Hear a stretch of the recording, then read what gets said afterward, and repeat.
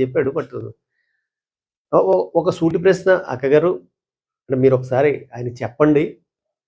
ఏంటంటే ఇప్పుడు చరిత్రలో చూసుకుంటే క్రూసేడులు అంటే మత యుద్ధాలు అనేటటువంటివి చేశారు అక్కగారు. మరి అది ఎవరి పేరు చెప్పుకుని అంటే ఈ చెంపనే కొడితే ఈ చెంప చూపించాలి అని చెప్పారు అని చెప్పి అన్నారు. మరి మత యుద్ధాలు చేయమని ఎవరు చెప్పారు? అది కూడా క్రీస్తు రాజ్యం పేరుతోటి మత యుద్ధాలు జరిగాయి. చరిత్ర చెప్తున్నది. నేను సొంతంగా కల్పించి చెప్తున్నటువంటిది కాదు. అలాగే గోవాకి సంబంధించినటువంటి ఘోరాలు.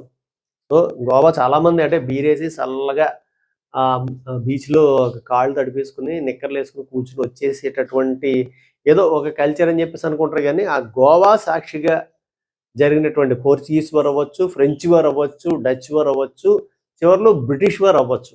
అక్కడ ఉండేటటువంటి హిందూ సమాజాన్ని విచ్ఛిన్నం చేసి, వాళ్ళ ఆస్తులు లాక్కొని, వాళ్ళ